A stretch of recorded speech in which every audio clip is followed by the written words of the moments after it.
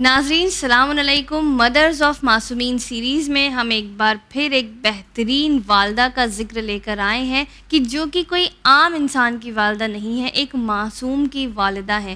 ایک معصوم کی والدہ ہونا اپنے آپ میں بڑی بات ہے, ایک بہت بڑی چیز ہے. ایک معصوم ایک ایسی ہستی ہے کہ جن سے کوئی گناہ سرزد نہیں ہوتا, تو پھر انہیں کسی عام خاتون کے ساتھ ہم نہیں گن سکتے. وہ ایک ایسے پاک شکم یا ایک پاک بطن میں ہوتے ہیں کہ جس کا ہم اندازہ نہیں لگا سکتے, لیکن ہم ان کی جو دنیاوی زندگی ہے کہ انہوں نے معاشرے میں وہ کیسی تھیں, وہ کس خاندان سے تھیں, اس بارے میں تو ہم ان کے معرفت حاصل کر سکتے ہیں, ان سے تھوڑی سی اپنی جانکاری ان کے بارے میں بڑھا سکتے ہیں. اور اسی لیے آج ہم بات کر رہے ہیں امام موسیٰ کاظم علیہ السلام کی والدہ کے بارے میں. ہم میں سے کئی ایسے ہیں کہ جو 2 یا 3 امام یا چوتھے امام تک کی والدہ کا نام جانتے ہیں, اس کے بعد وہ بیبیاں کون ہیں, ان کے کیا نام ہے, وہ کیسی تھیں, ہم کچھ نہیں جانتے. اسی لیے یہ جو ہمارا سیریز ہے ہماری, اس میں ایک چھوٹی سی کوشش ہے کہ ہم ان والداؤں کو بھی جانیں, اپنے دیگر 12 امام تک کی والدہ کو جانیں اور ان کے بارے میں علم حاصل کریں.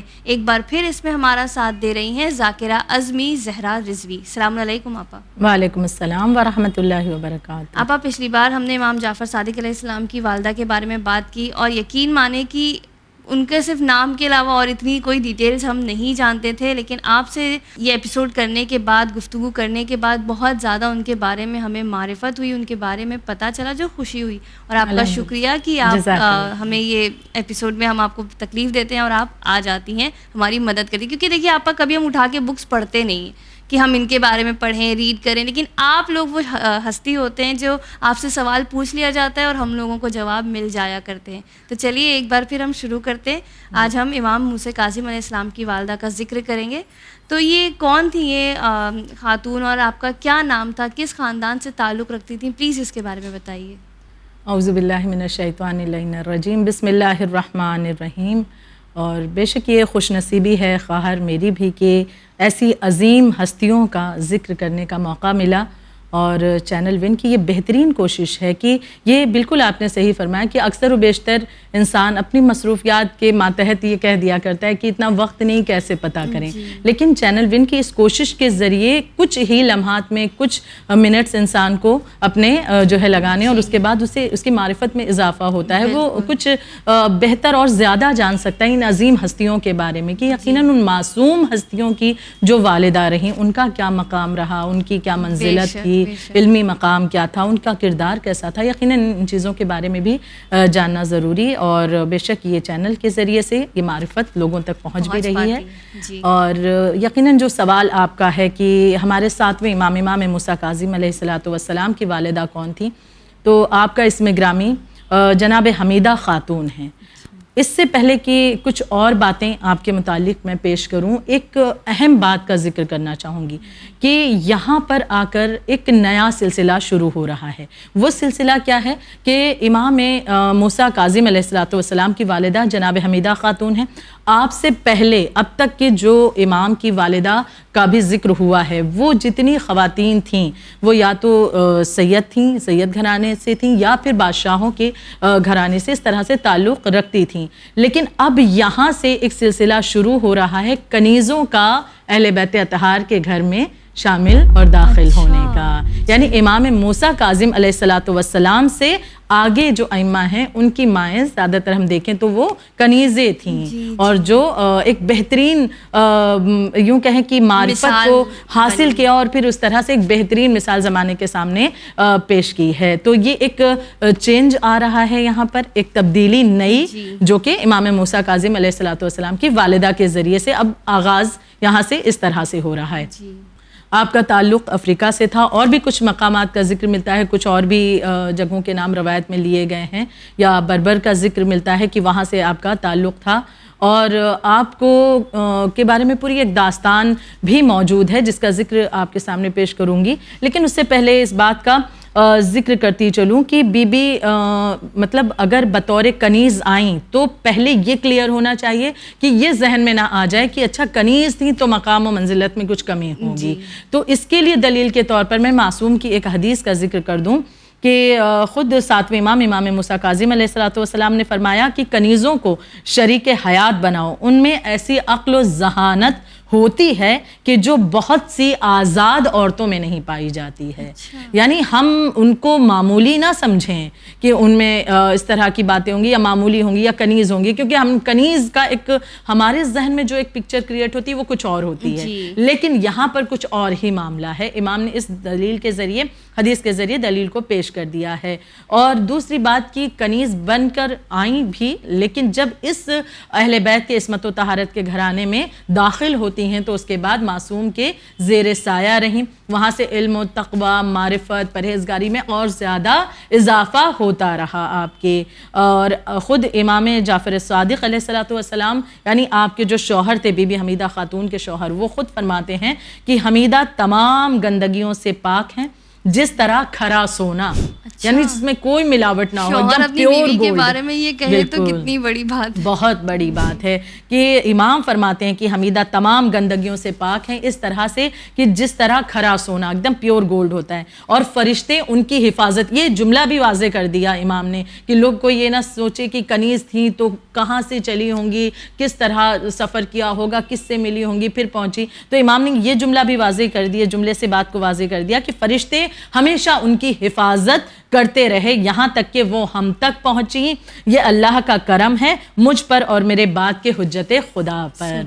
یعنی امام نے واضح کر دیا کہ آپ کا مقام، آپ کی منزلت بہت بلند ہے. کنیز بن کر تو آئیں لیکن ایک بلند مقام اللہ نے آپ کو عطا کیا ہے. تو پھر آپ بتا رہی تھی کہ ان کی ایک پوری داستان ہے کہ کس طرح آئیں اور یہ کہاں سے تعلق رکھتی تھی. تو آپ یہ بتائیں کہ امام جعفر صادق علیہ السلام کی زندگی میں کس طرح آئیں، ان کا نکاح کس طرح ہوا، کیسے یہ سب ممکن ہوا؟ یہ سوال یقیناً اس کے بارے میں اگر ہم بات کریں تو بہت ہی پیاری سی داستان ہے اور انٹرسٹنگ بھی ہے اور لطف آتا ہے جب اس روایت کو پڑھتے ہیں. اور یہ بھی بات واضح ہوتی ہے کہ اللہ کس طرح سے انتظام کرتا رہا ہے. تو اس کے بارے میں روایت کچھ اس طرح سے ہے کہ عیسیٰ بن عبد الرحمن نے اپنے والد سے روایت کی ہے کہ ایک مرتبہ ابن عکاشہ اسدی امام باقر علیہ السلام کی خدمت میں حاضر ہوئے اور امام جعفر صادق علیہ السلام کی شادی کے متعلق کچھ گفتگو ہونے لگی. میں مختصراً پیش کر رہی ہوں کہ کچھ گفتگو امام جعفر صادق علیہ السلام کی شادی کی چلی. تو امام باقر علیہ السلام نے فرمایا کہ ہاں اس کے لیے امام نے اس بات کو واضح کیا ہے کہ کچھ دنوں بعد کچھ پرانے بردہ فروشوں کا ایک قافلہ آئے گا، کچھ پرانے بردہ فروش آئیں گے، اس میں سے ایک بردہ فروش جو کچھ کنیزوں کو بیچنے کے لیے لے کر آئے گا اور اس وقت ایک کنیز کو ان میں سے خریدوں گا اور اس کے ذریعے عقد اس کا عقد جو ہے امام جعفر صادق علیہ السلام سے ہوگا. کچھ دنوں کے بعد وہ شخص پھر سے امام کی خدمت میں آیا اور امام نے اس سے پھر واضح کیا کہ وہ شخص جس کے بارے میں نے خبر دی تھی وہ شخص آ چکا ہے اور وہ ان کنیزوں کو لے کر آیا ہے. میں ایک کنیز کے اوصاف بیان کر رہا ہوں اور جاؤ. اور یہ تھیلی، امام نے ایک رقم کی تھیلی جس میں کچھ دینار تھے، جو روایت میں 70 دینار کا ذکر ملتا ہے کہ امام نے اس کے حوالے کیے اور امام نے لیکن بتایا نہیں کہ اس میں کتنے دینار ہیں. امام نے رقم دی اور کہا کہ کچھ رقم ہے اس میں، یہ تھیلی لے کر جاؤ اور پھر یہ اوصاف دیکھو جس کنیز میں ہو اس کنیز کو خرید کر اس سے لے آؤ. وہ شخص جب گیا، جانے کے بعد اس نے کنیزوں کا مطالبہ کیا تو اس شخص نے جو کنیز کو بیچ رہا ہے اس نے اپنی بہت سی کنیز جو بھی ہیں ان کے بارے میں بتایا، لیکن وہ اوصاف جو امام نے بیان کیے تھے وہ اس میں پائے نہیں جا رہے تھے. پھر آخر میں اس نے کہا کہ جو شخص لینے گیا تھا کہ کیا کوئی اور کنیز باقی رہ گئی ہے؟ اس نے کہا ہاں ایک کنیز ہے لیکن وہ بیمار ہے، ایک کنیز ہے ایک بیمار ہے، لیکن کہا کہ اسے بھی لایا جائے. جب اس کنیز کو لایا گیا تو وہ اوصاف اس میں پائے جا رہے تھے جو امام نے بتائے ہیں. تو لہٰذا اب یہاں پر اس شخص نے کہا کہ یہ اس کی رقم لے لے اور یہ کنیز میرے حوالے کر دے. اس نے کہا کہ اس کے 70 دینار میں لوں گا اور اس سے ایک کم دینار میں لینے والا نہیں ہوں. ایک مرتبہ اس شخص نے کہا کہ یہ رقم کی جو تھیلی میرے ہاتھ میں ہے اس میں مجھے نہیں پتا کہ کتنی رقم ہے، لیکن تو مطمئن ہو جائے گا، تو لہٰذا اس کنیز کو میرے ہاتھ اس رقم کے ذریعے سے فروخت کر دے. اس نے انکار کیا، کہا کہ نہیں، بغیر دیکھے میں کیسے مان لوں. اتفاق سے وہاں پر ایک شخص بیٹھے ہوئے تھے جو کہ ایک پیر مرد تھے، ضعیف تھے اور ان کے سر کے بال سفید، داڑھی کے بال سفید تھے اور چہرہ بہت نورانی تھا. انہوں نے ایک مشورہ دیا کہ ایک مرتبہ کھول کر اسے دیکھ تو لو کہ اس میں رقم کتنی ہے. اب جو وہ تھیلی کھولی گئی تو گنا گیا تو اس میں 70 دینار تھے، تو لہٰذا اس طرح سے وہ کنیز کو خرید کر لے کر کے آئے ہیں. اب جو کنیز کو خرید کر، اب یہاں پر ایک جملہ اور پیش کرنا چاہوں گی کہ بعض علماء یہ بھی فرماتے ہیں جن میں سے میں ایک کا نام نام لینا چاہوں گی کہ ملا صالح مازندرانی فرماتے ہیں کہ ایسا لگتا ہے کہ جو ضعیف مرد وہاں پر جو موجود تھے وہ پورے سفر دوران جو سفر تھا کنیزی کا کہ جب انہیں لے کر کے آیا گیا اور یہاں پہنچے ہیں تو اس پورے دوران سفر وہ ساتھ ساتھ رہے ہیں اور حفاظت کرتے رہے ہیں. تو ملا صالح مازندرانی فرماتے ہیں کہ ایسا معلوم ہوتا ہے کہ ملائکہ کے جھرمٹ میں سے وہ ایک ملک تھے جو پروردگار عالم کے حکم کی بنا پر بی بی کی حفاظت کر رہے تھے. کوئی مرد ان کے قریب نہیں آ سکتا تھا, کوئی آنے کی کوشش کرتا تو وہ اسے مار کر وہاں سے ہٹا دیا کرتے تھے. یعنی اللہ نے انتظام کیا, جیسا کہ جناب مریم کے زمانے میں ہم دیکھیں کہ تو ان کے لیے بھی انسانی شکل میں اللہ نے فرشتے بھیجے تھے ان کی حفاظت کے لیے, ان کی مدد کے لیے. تو اب اس طرح سے خریدا گیا, امام کی خدمت میں آپ کو لایا گیا. اب جب امام کی خدمت میں لایا گیا تو ایک مرتبہ امام نے ان سے پوچھا ہے, امام محمد باقر علیہ السلام نے پوچھا کہ آپ کا نام کیا ہے؟ انہوں نے کہا میرا نام حمیدہ ہے. تو اب یہاں پر ایک جملہ امام نے فرمایا کہ آپ دنیا میں حمیدہ ہیں اور آخرت میں محمودہ ہیں. اچھا, حمیدہ کے معنی کیا ہیں, محمودہ کے معنی کیا ہے؟ حمیدہ یعنی حمد کرنے والی, تعریف کرنے والی, یعنی آپ دنیا میں تعریف کرنے والی ہیں اور آخرت میں آپ محمودہ ہیں, یعنی آپ کی آخرت میں آپ کی تعریف کی جائے گی. یہاں آپ تعریف کر رہی ہیں, وہاں پر آپ کی تعریف کی جائے گی. یعنی اس میں ایک پوری راز مضمر ہے کہ کس طرح سے تقوی پرہیزگاری کی بنا پر کہ فرشتے تعریف کریں گے اور محمودہ ہوں گی آخرت میں. بہترین جملہ آپ نے ارشاد فرمایا. پھر آپ نے پوچھا کہ آپ کی شادی ہو چکی ہے؟ انہوں نے کہا کہ نہیں, میں شادی شدہ نہیں ہوں. پھر کہا کہ یہ کیسے ممکن ہے کہ دوران سفر آپ اس طرح سے محفوظ رہیں؟ تو پھر انہوں نے اس بات کا ذکر کیا کہ ایک پیر مرد تھا کہ اگر کوئی غیر آنا چاہتا تھا میرے قریب تو وہ پیر مرد میری حفاظت کرتا تھا اور اسے وہاں سے ہٹا دیا کرتا تھا. پھر امام نے اس کے بعد اس کنیز کو, جن کا نام حمیدہ خاتون تھا, امام جعفر صادق علیہ السلام کو عطا فرمایا اور آپ کا عقد مبارک آپ سے کر دیا. اس طرح سے یہ داستان آپ کی شادی کی پائی جاتی ہے. آپا یہ بتائیں کہ امام جعفر صادق علیہ السلام کے شادی ہونے کے بعد جو امام موسیٰ کاظم علیہ السلام کی ولادت کا وقت تھا تو کیا حالات تھے, وہ کیا خصوصیات تھیں, آپ بیان کیجئے. کیونکہ ہم نے دیکھا ہے کہ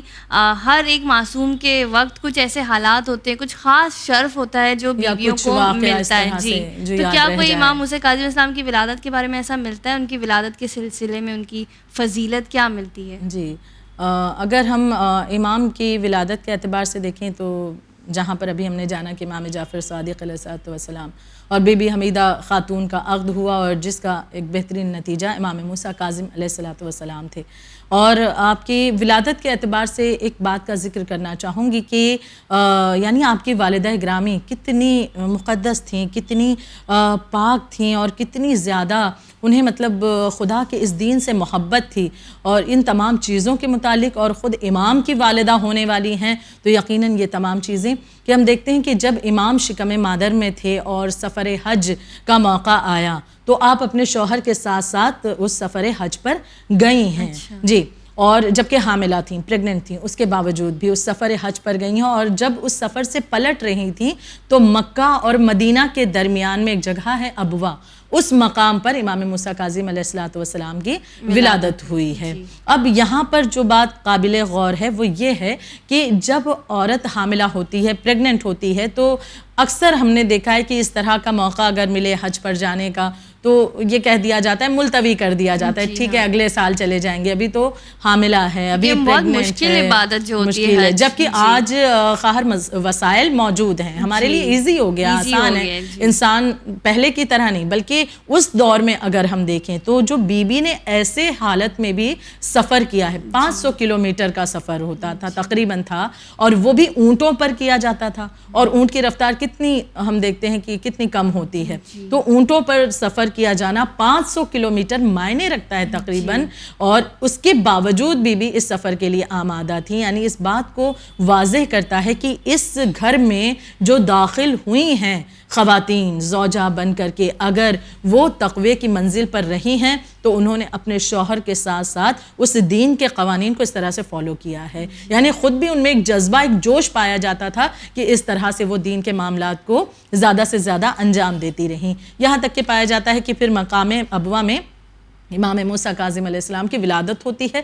کچھ دن امام وہاں مقیم رہے اور اس کے بعد پلٹ کر جب مدینہ تشریف لائے ہیں تو ولادت کی خوشی میں 3 روز تک کے لوگوں کو کھانا کھلایا ہے. امام کی ولادت کی خوشی میں لوگوں کو مدعو کیا ہے اور کھانا کھلایا تاکہ لوگ آگاہ ہو جائیں کہ ایک اور معصوم اس دنیا میں آ چکا ہے.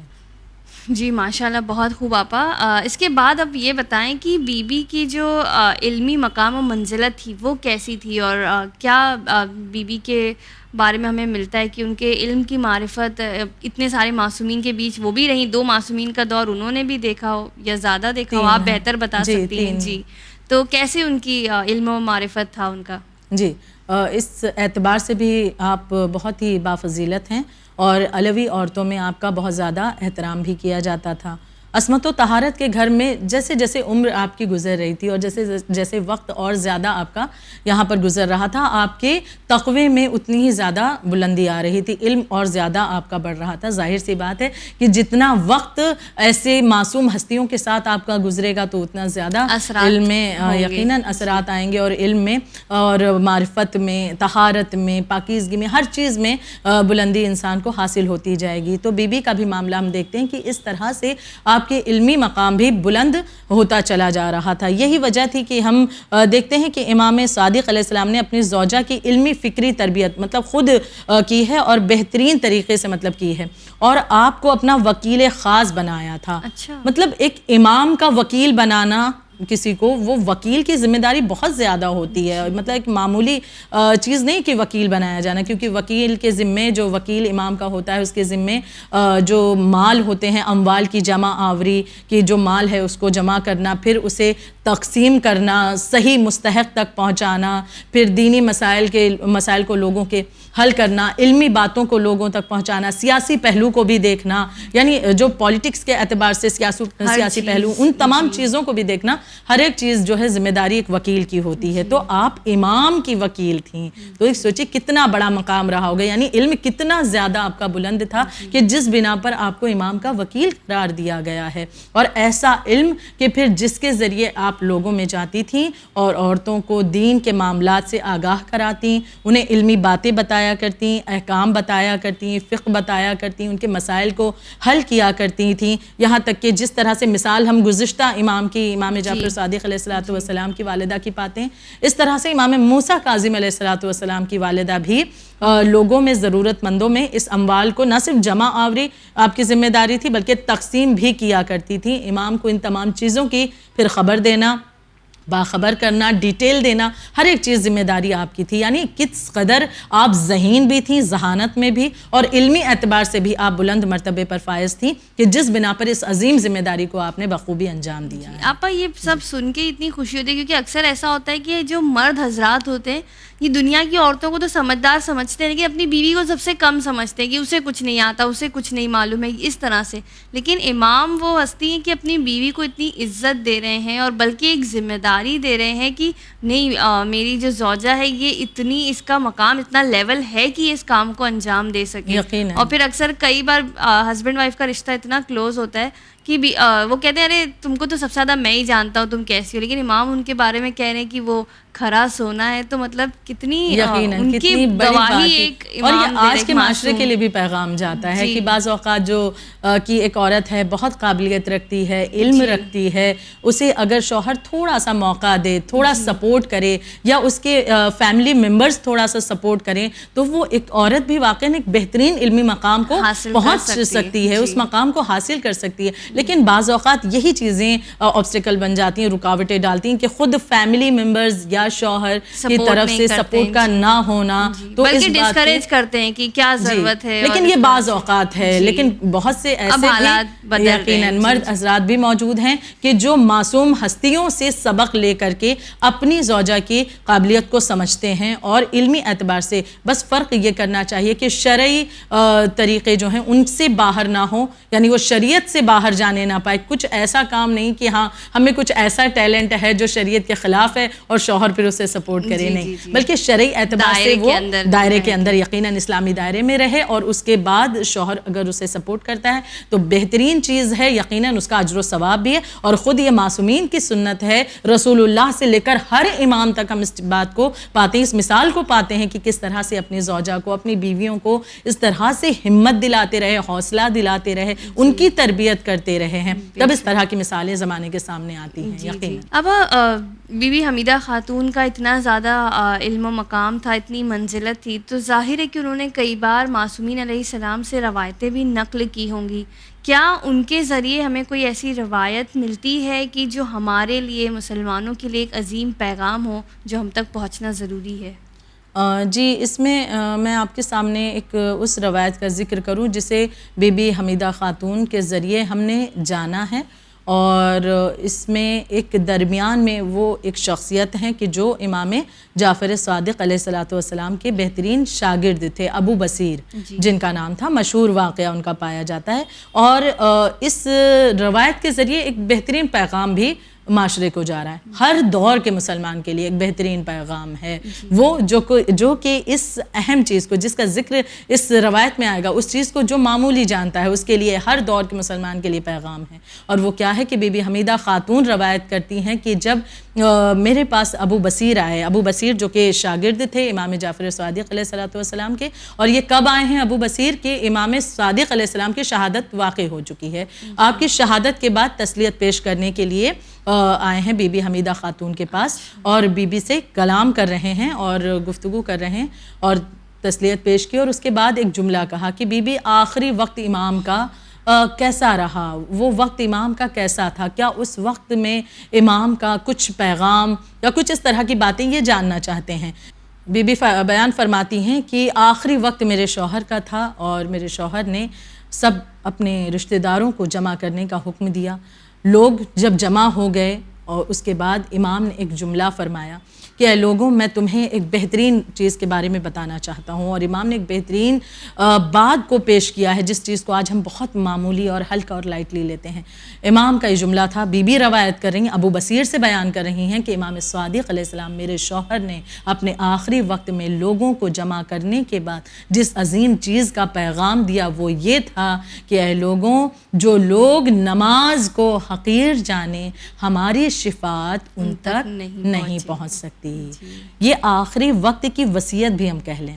اور خواہر وصیت انسان کس چیز کی کرتا ہے کہ جس کے بارے میں ہمیں یہ ڈر ہوتا ہے کہ وہ ہماری زندگی کے بعد اس کے معاملے میں کچھ رد و بدل نہ ہو جائے, اس چیز کے متعلق کچھ مسئلہ نہ کریٹ ہو جائے, جس میں ڈر ہوتا ہے اس چیز کے جانے کا یا رد و بدل ہونے کا, انسان اس چیز کی وصیت کر دیتا ہے اپنی زندگی میں. امام نے آخری لمحے میں وصیت نماز کی ہو. کیوں؟ کیونکہ امام جانتے تھے کہ جو میرا چاہنے والا ہے وہ بہت سی چیزیں اور ہیں, انہیں انجام تو دے گا, لیکن کہیں ایسا نہ ہو جائے کہ اور چیزوں کو انجام دیتے دیتے وہ اتنی بڑی عظیم عبادت نماز کو ہی معمولی سمجھ لے. بعض اوقات ہم یہ مثالیں بھی دیکھتے ہیں کہ ماہ رمضان المبارک میں انسان بہت ہی جوش و خروش کے ساتھ روزہ رکھتا ہے, واجب ہے یقیناً, اور رکھنا چاہیے, ضروری ہے, لازم ہے. اب انسان روزہ رکھتا ہے لیکن بعض اوقات نماز کو حقیر جان لیتا ہے, روزہ رکھ کر پورا دن سونے میں یا تو گزار دیتا ہے یا یہاں وہاں کی چیزوں میں گزار دیتا ہے, نماز کو وہ نہیں پڑھتا, یہ سوچ کر کے یا آخری وقت میں, یا پھر یہ کہ ٹھیک ہے روزہ تو رکھ لیا نا, یہی کافی ہے, لیکن اول تو نماز ہے, پھر دوم روزہ ہے, اور نماز کے لیے آخری وقت میں امام کی وصیت ہے. تو اب جو بھی اہل بیت کا چاہنے والا ہے, جو بھی آل محمد سے محبت کرتا ہے, وہ چاہتا ہے کہ اسے شفاعت ان کی میسر ہو, وہ سفارش کرائیں بروز محشر. تو یہ کیسے ممکن ہے کہ ہم نماز کو حقیر جانیں اور پھر شفاعت کا انتظار کریں, ہم نماز کو معمولی جانیں اور پھر کہیں مولا تو بخشوا ہی دیں گے, جب مولا کا یہ فرمان آخری وقت میں آخری سانسیں امام کی چل رہی ہیں اور امام کا جملہ کہ نہیں پہنچ سکتی شفاعت اس تک جو نماز کو حقیر جانے. تو اس روایت کو بھی ہم تک پہنچانے والی عظیم ہستی کا نام بی بی حمیدہ خاتون ہی ہے کہ آپ نے اس بات کو زمانے میں عام کیا ہے اور ہمیں ایک بہترین پیغام آج بھی اور ہر زمانے کے مسلمان کے لیے فراہم کیا ہے. اب ہمارے اعمال تو ایسے ہے ہی نہیں کہ جو اعمال کر کے ہم جنت میں جا سکیں. اگر کوئی جنت میں جانے کا طریقہ ہے تو وہی شفاعت کا طریقہ ہے, جو اگر امام کر دیں تو ہم پہنچ جائیں. اعمال تو اس لائق ہے نہیں, نماز پڑھتے بھی ہیں تو کئی بار دھیان کہیں اور ہے یا اس طرح سے ہے, تو کم سے کم اسی کو بہتر بنا لیں کہ امام ہماری شفاعت یقیناً کروا ان کی دیں باتوں پر انشاءاللہ۔ عمل کرنا یہ لیکن ضروری ہے، کیونکہ جن چیزوں کا حکم وہ دے رہے ہیں وہ دراصل کنیکٹڈ ہیں، اس شفاعت سے کنیکٹ ہے ہماری۔ اگر ان چیزوں کو ہی چھوڑ دیتے ہیں تو شفاعت تک کیسے پہنچ پائیں گے؟ جی بہت بہت شکریہ آپا، اور امید کرتے ہیں کہ ناظرین کے بھی علم و معرفت میں اضافہ ہوا ہوگا کہ بی بی حمیدہ خاتون کون ہستی تھیں، کیسی شخصیت تھیں، اور کیا کچھ ان کا علم و معرفت تھا، ان کی کیا منزلت تھی۔ اور امید کرتی ہوں کہ آج کے بعد اگر چھوٹے بچے ہمیں دیکھ رہے ہیں تو وہ اس بی بی کا نام بھی یاد رکھیں گے، کہ جب ان سے پوچھا جائے امام موسیٰ کاظم علیہ السلام کی والدہ کون تھی تو وہ فوراً کہہ سکیں کہ وہ بی بی حمیدہ خاتون تھی۔ اور اسی کوشش کے لیے، اسی پیغام کے لیے ہم آتے ہیں۔ اب ہمیں دیجیے اجازت، آپ دیکھتے رہیے چینل ون۔ شکریہ، خدا حافظ۔